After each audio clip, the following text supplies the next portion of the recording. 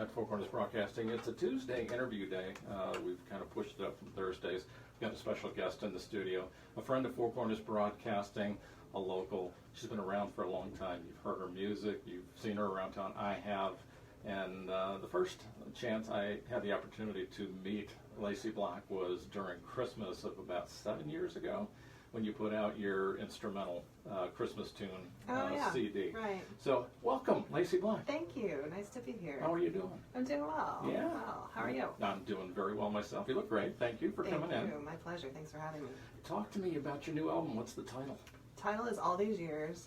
It's the deluxe version. I also did an EP a few years back of the same title, so this is the extended version with 10 full songs. Tell me about the writing process. What did you do? How did you get into it? Why did you want to do it? Well, the why of doing it is easy. It's just because I love it so much. I love writing songs.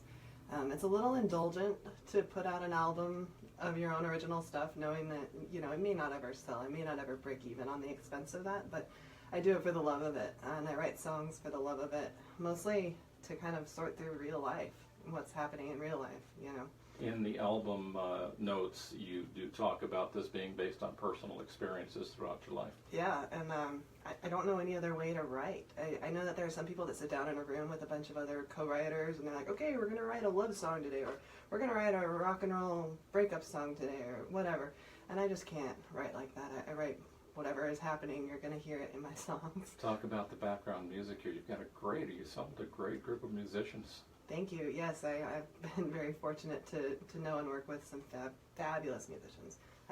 The original setup, the core group, for most of the songs was Kyle Talley, who's also a local here. He's a fabulous songwriter himself, and I convinced him to play drums on my album, which was fabulous. He was great. He's one of those musicians that can really just kind of work with whatever you're giving him. He doesn't have a set style. He doesn't have a set way of doing things. He would just kind of roll with it, and it was perfect.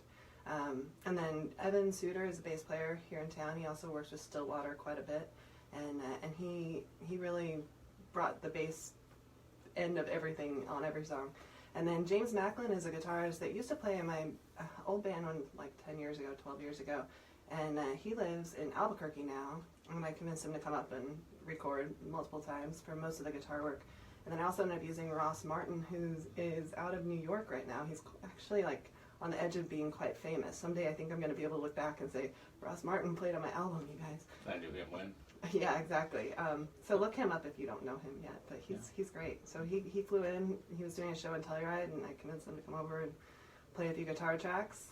And then the Cannon Dolls, Caitlin Cannon and Kate Williard, did background vocals for me. Outstanding. You can hear it. Now you get a little bit of a departure for you. You got away from the piano a little bit because you're brilliant at it. Thank you. And you got away from that piano a little bit, so you've got a nice blend on this LP, and we love it. I mean, when I first put it in to listen to it, you know, I took my stack and, oh, there's Lacy. Okay, fine, put it in.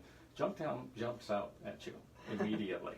And I loved the tune. Thanks. And we're opening today. We're featuring Junktown on the air this morning. We're gonna have that on for you.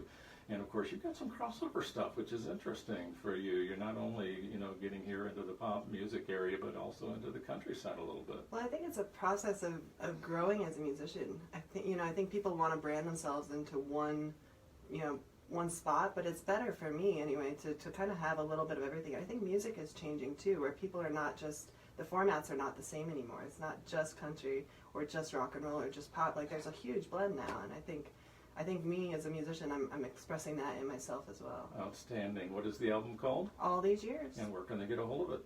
Okay. Where can you get it? Where?